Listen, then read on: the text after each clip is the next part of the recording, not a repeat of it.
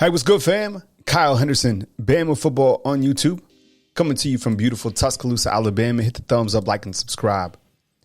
Jalen Milroe had all the wide receivers down in Tampa, Florida, the house of athletes, working out, building camaraderie, getting ready for the 2023 season. I think it's noteworthy, beyond noteworthy, that all of these wide receivers down there working with Milroe. When we look to the biggest question mark for the Alabama football team for this coming season, it is who the hell is going to be the quarterback? That's what everybody wants to talk about. It's important for a quarterback to have a great relationship with the offensive line and with the wide receivers. Continuity is king. I love what Jalen Milroe is doing this offseason. He hasn't been negative. He hasn't gone on social media and, pumped his chest about, I'm going to be the guy or that another guy is coming in. He's just working on himself. He's working on his craft. The quarterback room, I'm excited about it. And everybody keeps writing articles about it, talking about it, and rightfully so. Tyler Buckner coming in. You have Ty Simpson rising up. Competition is healthy at every single position. Competition makes everybody better. I promise you. This isn't the first time that Alabama has had three quarterbacks that are noteworthy of starting. We've had clear favorites and clear starters the last couple seasons, but competition is healthy. But I love the fact that Milroe has those guys down there in Florida. And everybody's down there working with Milroe, the house of athletes. I love it. Love to see it. Guys putting in work, building that brotherhood in the summertime, because we know that translates to August. Love to see it. Did you guys see Alabama's social media account tweet out the video of the upgraded weight room equipment with David Ballou talking? My goodness. The technology, right? One of the things about the video that stood out to me was Coach Blues talking about where the athletes had to look at their iPad, and he didn't feel that it was appropriate for these guys to be looking to the right. He felt that they needed to be looking directly above so they could get, maximize every second when lifting. Built different, built by Bama. It's not a new weight room. It's just upgraded equipment. Equipment that you've never seen before. Equipment for professionals. Equipment for guys that are going to play on Sundays and make millions and millions of dollars. I know Bama can't hide the money that they have. That's a good thing. I can't even imagine if you're a prospect, right? A lot of these guys coming in this summer to visit Alabama, their camps are taking place. By the way, my son will be at Nick Saban's camp on Saturday. He's a kicker. Kicker and inside linebacker. He was the MVP of his team. He was just straight burying kids this last year at middle school. But I can't even imagine if you're a prospect and you come in and you get to see all these facilities and you continue to see the advancements that Alabama is implementing into the program, implementing into the brand. First rate. That's why former NFL players, or in current NFL players, I should say, that are from Bama, come to Bama to work, to train. It's not out of the ordinary to see someone from the NFL that played at Bama back in Tuscaloosa working out because of the facilities that they have. Love it. And I thought that was a really good profile to see Dave Ballou, right? You don't really hear about the strength coach much. All business. Super intelligent.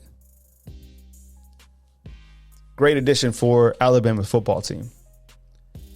Coach Saban is in Washington, D.C. to talk about college football, NIL, all that stuff. I think there was an article written recently that said Nick Saban is against NIL, and everybody went up in flames. And I get it. I mean, if anybody understands college football and NIL and about the competitive balance between these college football teams, it's Coach Nick Saban, right? I kind of look at him as the commissioner of college football. It's not being fancy. It is what it is. I mean, when Coach Saban speaks, people listen. That's why I was going up to D.C. I don't know how much movement he's going to have. And I don't know, if you really want Washington, D.C. controlling college football or the NCAA or whatever, how it's going to work out. But it will be interesting. As you know, college football continues to change. It continues to evolve, right? Because you have NIL, you have the transfer portal. It continues to evolve. Is it a good thing? Is it a bad thing? I don't know.